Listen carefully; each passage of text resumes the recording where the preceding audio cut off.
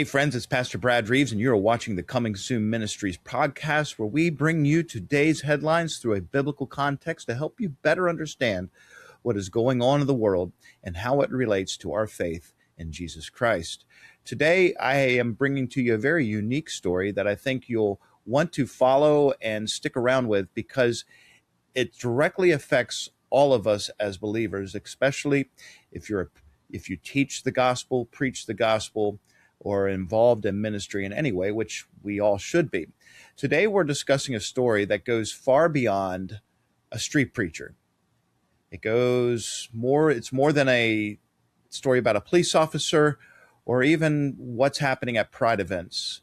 At its heart, this story is about the First Amendment of the United States and our Constitution that guarantees the right and the freedom to believe and speak and preach and do all the things that we do as Christians, sharing the gospel with other people. That amendment, that right, is fundamental to the freedom of our country. And regardless of whether you believe in what someone is saying, or even if you're offended by what someone is saying, they have the right to say those things. As a retired police officer, there were many times when I had to protect the rights of people that I categorically disagreed with. But my job wasn't to agree or disagree with the person that was speaking. My job was to protect the rights of the people that were doing the speaking. Recently, street preacher Rich Penkoski was sharing a biblical message outside a Pride festival in Fort Worth, Texas. Him and his friends were approached by a police officer, and ultimately there was a citation issued for what the officer described as offensive speech. The citation immediately raised serious questions and went viral as concerns about the First Amendment was raised, and rightfully so, because speech is protected. Our beliefs are protected. Our exercise of religion are protected. It exists to protect the speech of others, even if they find it disagreeable, unpopular, or even offensive. If government officials are permitted to silence speech simply because someone takes offense to what we're saying, then the First Amendment ceases to have any real meaning, and so does our freedom to live as believers in Jesus Christ. As the news of the incident spread, legal experts, constitutional advocates, and many others questioned the officer's actions, and rightfully so. You're going to have a chance to watch the video, and you can see plainly that the officer has no idea what she's talking about. The controversy eventually prompted the Fort Worth Police Department chief to issue a public statement that acknowledged the officer's actions were inconsistent with the department's policies and, of course, constitutional protections. The chief affirmed that the speech of a person cannot be restricted mainly because it's offensive. And he announced that the citation would be dismissed and stated that the department would provide additional training to its officers on the First Amendment rights. That development is significant because it demonstrates that the constitutional protections of free speech remain foundational to our republic, and that the government agencies have a responsibility to uphold those protections equally for everyone. Now, before we speak directly with Rich and give his side of the story and allow him to tell you what was happening that day, I want to give you the opportunity to watch the actual encounter. I'm sure many of you have already seen it, but it's good to go and look at this again. This is the video that was captured with the interaction between the responding officer and the group that Rich was a part of. Watch carefully, listen to the conversation, consider the constitutional issues at stake, and then we'll bring Rich onto the program to hear firsthand from him what happened. A Texas police department says that it's investigating after a viral video appeared to show an officer warning Christian street preachers that they could be cited simply for saying something that other people found offensive. The incident apparently happened June 27th at Trinity Pride Fest in Fort Worth, where officers apparently also purportedly blocked an evangelist and his team from accessing a public sidewalk. Let's watch just a portion of the interaction. Wow. So we can use it up that ordinance decibels. means like music, not talking. If someone is offended by your talking, then we have a problem. That is a constitutional violation of our rights. If you shut us down for the No, content if of our they speech, are offended by care your if they're speech, offended. okay, then I'll write you the ticket and then we'll go from there. Wait, you're going to take us for offensive speech? Yes, absolutely. Are you serious? speech. You're going to cite us for Yes, it's offensive called disorderly speech. conduct. That's Oh, no. Yes, it is. Disorderly conduct has to be accompanied by conduct. This is the conduct I'm that a you're retired doing. police officer myself. For who? 26 years, federal law enforcement. So it's in federal. Texas. So this has nothing to do with local. Wow. It has nothing to do with local. Yeah. Well, I look do whatever you think that you can do. Well, it says 80 whatever we decibels. think- wow. It says 80 decibels. Since y'all know the law so well, I'm not going to let y'all do So whatever you I just want to clarify, if anything is said that's offensive, you're going to write the ticket? If someone complains that your language or what you're saying is offensive, Hey. Well, with that, let's bring Rich on and let's get his side of the story and hear from him about this day. Well, Rich, welcome to the show. Thanks for joining me today. How's things going with you? They're going pretty good. How about yourself? We're doing great. Millions of people have now seen this encounter between you and the Fort Worth police and have heard about this story. What I want to do today is I want you to take me back to that day. First, give a little bit of background about yourself, how long you've been doing preaching, what's your involvement, and then take us back to that day and tell us what happened. Sure. I started street preacher, open air preaching in 2018. Prior to that, I had my ministry on social media went up. I had a pretty popular, pretty big social media footprint. Words for Christ Facebook page, 228,000 followers there, reached millions, and then of course censorship started. They took that, but in 2018, I had heard about this drag queen story hour thing, and and I was like, what is that? And it was then that moment when I actually heard what it was down in Lafayette, Louisiana. I'll never forget. I felt compelled, like I couldn't resist it if I wanted to, that I have to go out. I can't just sit here making videos anymore, making, just live videos, Bible teaching. I have to go beyond that. And that's how it started back in 2018, street preaching.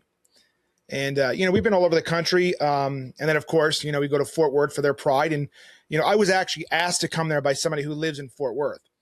And, David and I planned on it. And David was telling me how he won already a lawsuit there in 2014.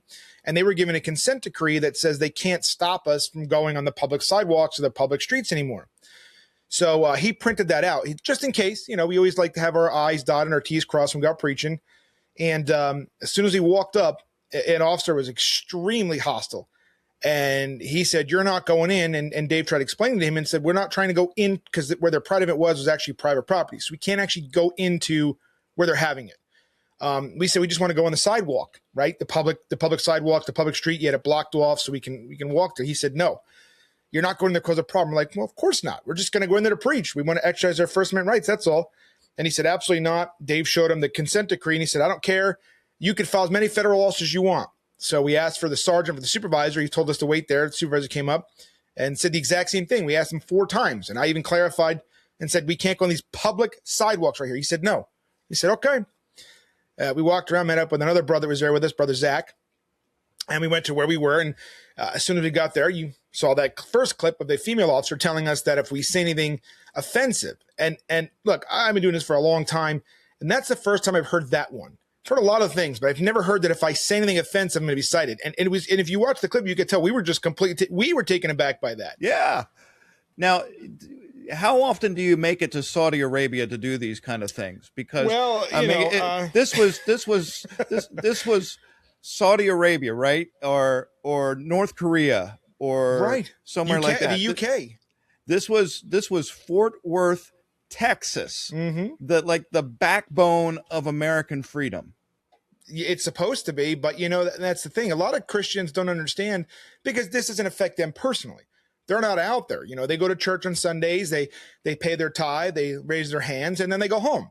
But they don't understand what's actually happening on the ground, what's happening in this country, because, and I don't say this begrudgingly, of course, but a lot of them unfortunately have their heads buried in the sand, and they don't understand that, well, I'm not being persecuted, therefore I guess it's not really happening. But when we were going out there and we're standing there and we're just trying to preach, telling homosexuals they're going to go to hell if they don't repent, that Jesus Christ can wash them and cleanse them, just as he did me, as he did Brother David.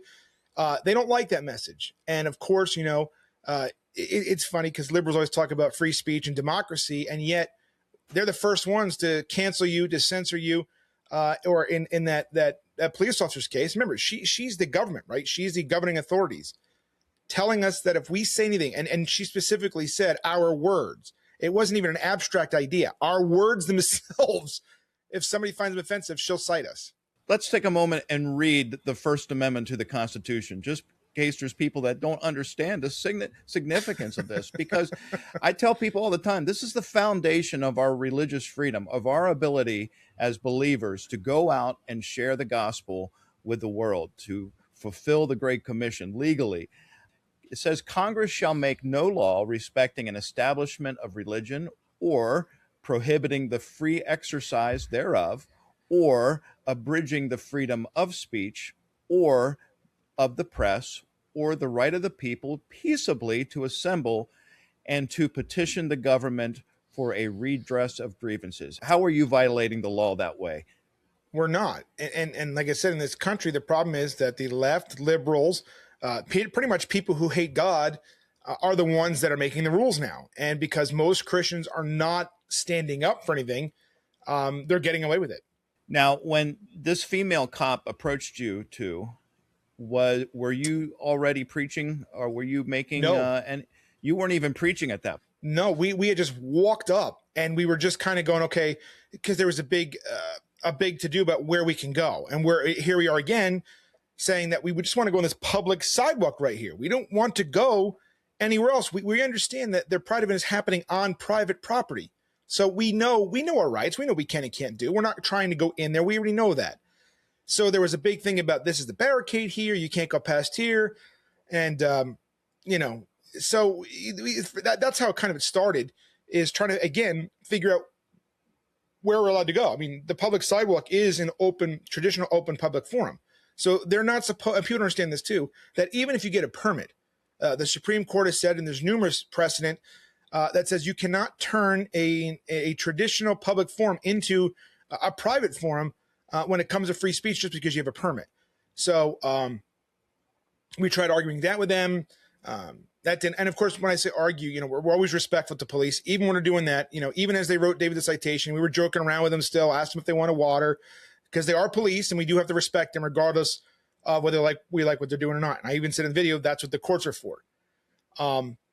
But once we finally got the barricade, and that wasn't even final, because after she threatened us, they moved us back more. And David goes, what, are you going to put us in Dallas next? Because they kept moving us further back and away. But yeah, like I said, she that was completely taken aback, and we couldn't believe it. So, and then it goes on further, and they put us right in front of this. It looked like this bit. I guess it's like a food cart, whatever it is. They put us there.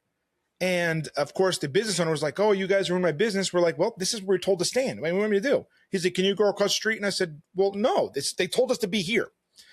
And then I have it on video, and I knew you haven't seen the whole video. But I saw the police officers going back and forth to the business, to the guy that runs a food truck. I saw him going to the police, and I told him, I said, Dave, they're looking to do something. I said, there's something going on here back and forth. And then, of course, he ultimately got a citation because the business owner complained about us being there in the noise. And the clip is out there, too, of when they were citing him. I asked, what is the citation? What is it for? He goes, oh, disorderly conduct noise. I said, noise? I said, what does that mean? And he says, well, it could be what you're saying. It could be putting the bull in somebody's ear. And I said, well, that can't be it, because he had the bullhorn down at his shoulder, at his waist, and we were in the back behind a truck. And Brother Zach is like, unless a midget walks by or something like that, it can't be in his ear. So we got all that. And again, we were kind of, even then cutting up with the police a little bit, but let me back up a second. So another officer came. I don't know if he was a supervisor or what, but he came and he was kind of telling us the same thing about offensive speech, that it's in their ordinance there. And I said, so let me ask you a question. And I said, I'm being sincere. I said, if I call a biological male a male, if he thinks he's a female, will I be cited for that? And then I said it again to clarify. And he says, now you're talking gray area. And I let him talk. And he says, well, I don't think I would write a ticket for that. But, I'm not offended. I said, well, no, I'm not talking about you. You're not offended. What if they're offended? He says, well, if they came up and said I'm offended and you keep doing it, we could have a problem. And I says, well, what if they come up and say something to me? Are you going to cite them? And he goes, you offended? And I went like this to the pride event. And I said, I'm offended by all of this. I said, I'm offended by half naked men running around children. And his exact words to me were, there's not much we can do about that. And I want people to think about this. So, and they did. They had half naked men, and then subsequently pictures have come out of actually full nudity in front of children. So in other words, they're allowed to do that, but I'm not allowed to say they're perverted for doing that, or else I get the citation. That's where we are today in Fort Worth, Texas. So just for clarity, what exactly were you preaching? Were you using, rude names, or were you, no, we were told we couldn't use rude names. So right. Well, you weren't out there just, cursing people, or what? We don't know. We don't, obviously as Christians, we don't use foul language like that. Now, will we call the sin what it is? Absolutely. We tell them they're wicked, 100%. They're perverted, absolutely. That God does not, God doesn't like this. That if you don't repent and accept Jesus Christ, you're going to wind up in eternal hellfire. And then, of course, we always give a gospel presentation in that, you don't have to live this way. We understand that homosexuals, on average, die 20 years earlier than the average population. The diseases, the anxiety, the depression, the alcoholism, the violence. These are things nobody talks about because they hide it. And we said, but you don't have to live that way. Jesus Christ, he freed me from sin, right? I was a drug addict. I was, he freed David from sin. He freed us. So he washed us and cleansed us, and he can do the same for you. That's what we preach. Okay. So you weren't like being, aggressive to people. You weren't, other than just saying what is plainly biblical, you weren't, there wasn't like hostility that you were spewing towards people or anything, even if that was right. Well, we were never, and it depends when you say hostility, who you ask, because we don't go up to people. We don't go in their faces. We're not trying to cause a fight, right? We go where we, and if you notice, we deliberately, whenever we go up preach, we always try to stand and put some distance. Because again, we're not looking to get in somebody's face. We're not looking to get nose to nose at somebody and start, I don't want to do that.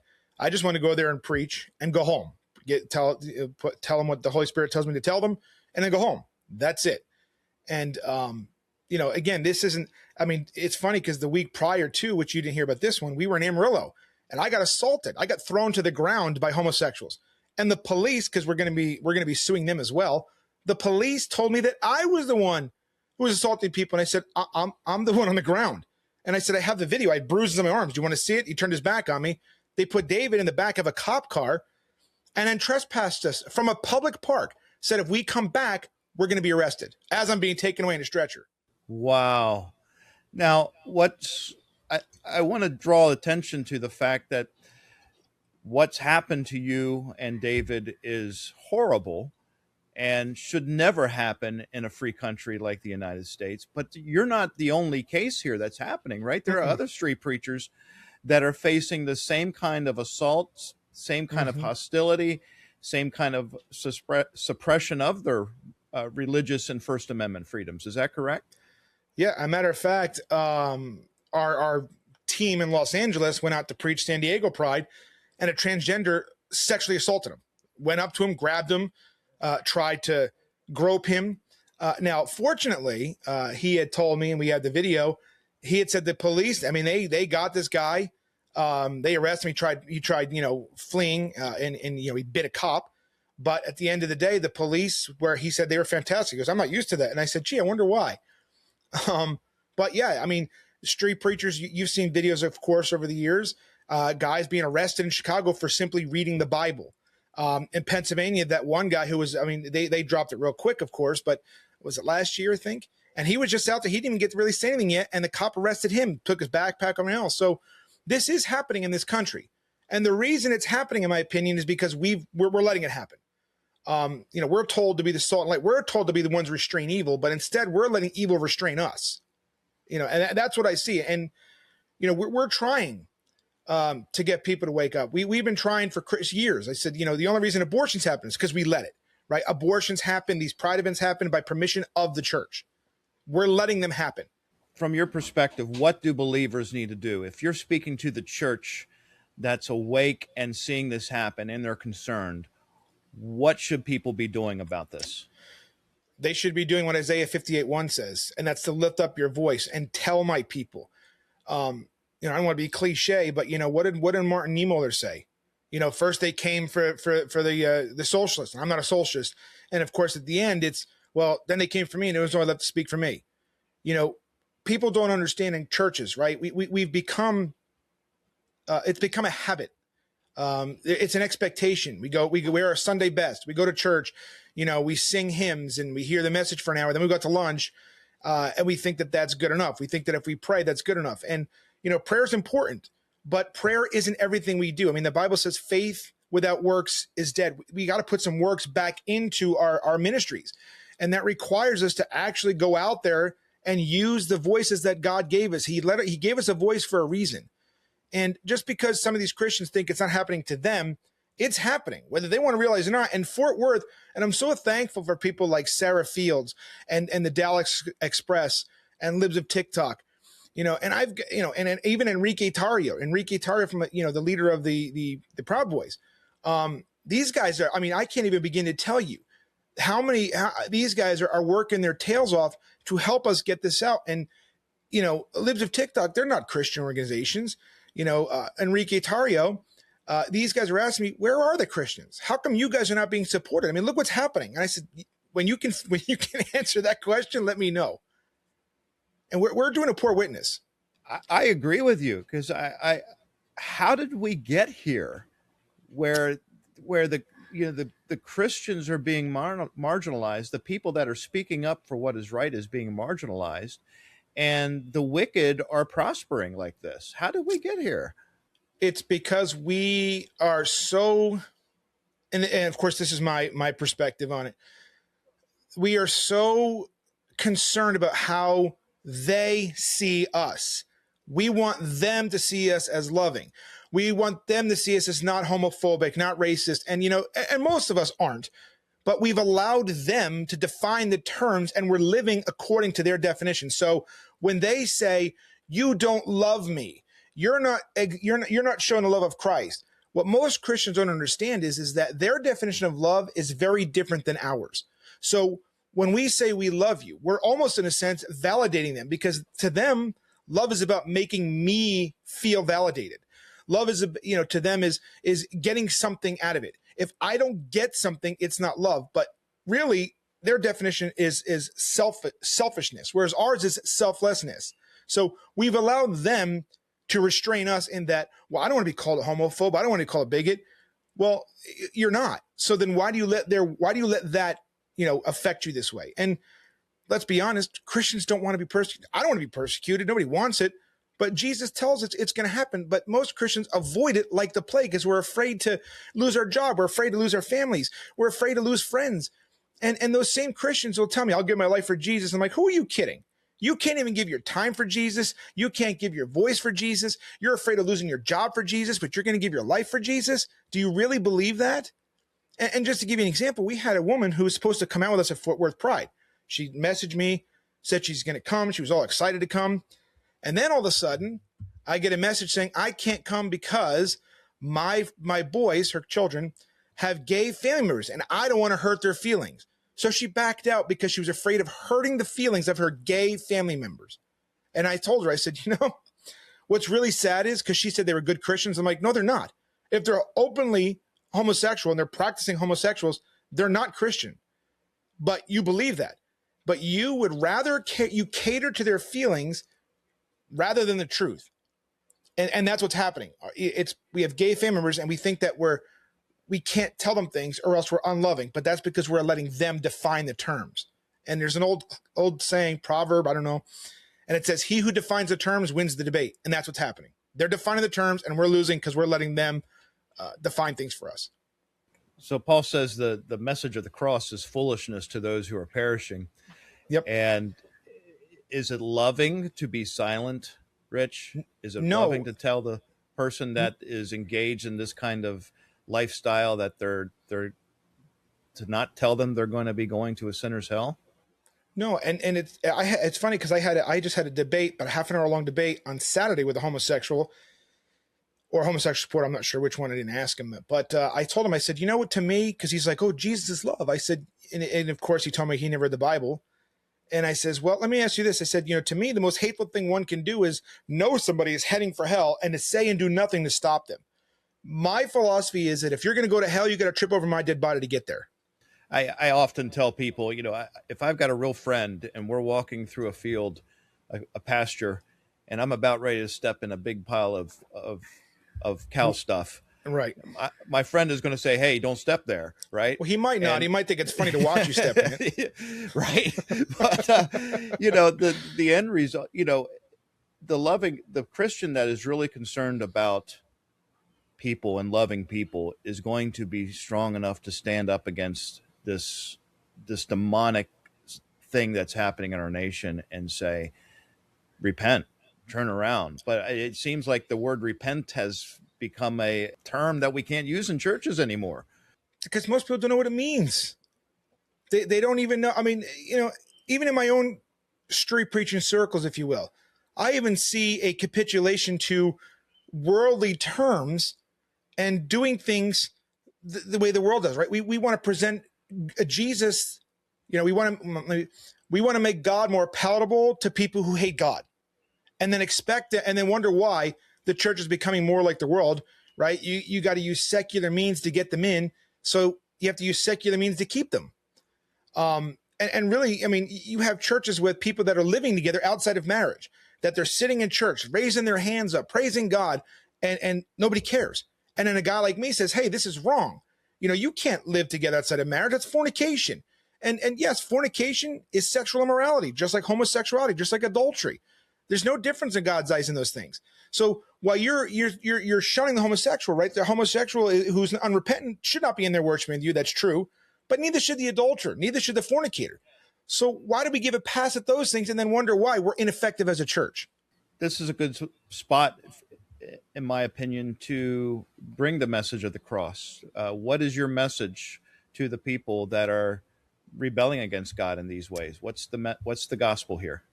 The gospel, they've allowed the world to blind them. They've allowed the world to convince them that what they're doing is normal and natural and right.